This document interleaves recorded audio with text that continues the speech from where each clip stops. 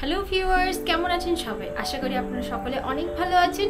আমিও খুব ভালো আছি। প্রথমে সকলকে স্বাগত জানাই আমার ক্লিনিকের বাইরে চ্যানেলে।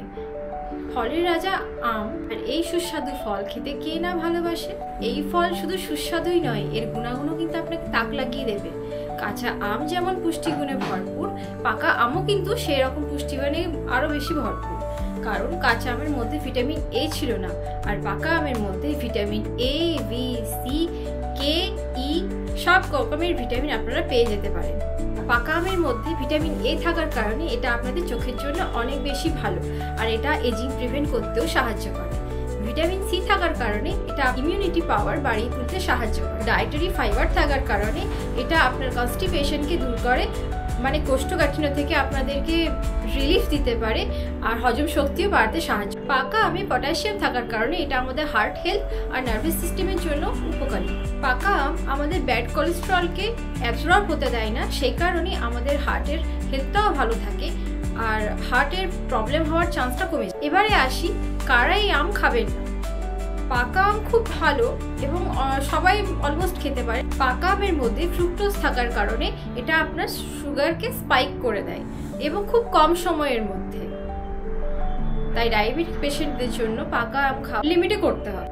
অনেক সময় দেখা গেছে পাকা আম বেশি খাওয়ার ফলে ডাইজেশনে প্রবলেম হচ্ছে, ডায়রিয়া, গ্যাস, অ্যাসিডিটি এই সকল সব প্রবলেম শুরু হচ্ছে। তো তাদের ক্ষেত্রেও পাকা আমটা কন্ট্রোল করে কমিয়ে খেতে হবে। আর এই পাকা আমকে আপনারা রাত্রেবেলা বা কোনো স্পাইসি হেভি খাওয়ার পরে অবশ্যই খাবেন না, কারণ এতে আপনার স্লিপ হ্যাম্পার হতে পারে আর ডাইজেশনও প্রপার নাও হতে পারে। দুধ, দই এইসব জাতীয় খাবার খাওয়ার পরে পাকা আম কিন্তু আপনারা খাবেন না, এতে আমাদের ডাইজেশনের প্রবলেম হতে পারে। অনেকেই এখন পাকা আমকে দইয়ের সাথে মিশিয়ে বা দুধের সাথে মিশিয়ে একটা স্মুদি বানিয়ে খাওয়ার খুব ইচ্ছে থাকে তাদের, মানে তারা পছন্দ করেন এখন ওই রকমভাবে খেতে। কিন্তু ফলের সাথে দুধ বা দই মিশিয়ে খাওয়া একেবারেই ঠিক নয়, এতে আমাদের ডাইজেশন পাওয়ার নষ্ট হতে পারে। এবার দেখা যাক কিভাবে আমরা এই পাকা আমকে খেতে পারি। প্রথমে আমটিকে ভালোভাবে ধুয়ে নেব, যাতে এর গায়ে লেগে থাকা আঠা বা কালো দাগ বা কোনো ছোপ যেগুলো থাকে নোংরা, সেগুলো যেন ছেড়ে যায়। তারপরে এটাকে জলের মধ্যে দিয়ে দিতে হবে। আমি এই জলটা পরিষ্কার জল নিয়েছি, যেটা খাবার জল। এইরকমভাবে ভিজিয়ে খেলে আমের মধ্যে থাকা যে আঠা, সেই আঠাটার পরিমাণটা অনেকটা কমে যায়, আর এর মধ্যে যদি কোনো পেস্টিসাইড স্প্রে করা থাকে সেটা অনেকটা বেরিয়ে যায়। আম পাকানোর জন্য অনেক সময় কার্বাইড ব্যবহার করা হয়, জলের মধ্যে ভিজিয়ে রাখলে সেই কার্বাইডটা অনেকটা বেরিয়ে যায়। এবার চলুন আমগুলোকে আমরা স্লাইস করে কেটে নিই।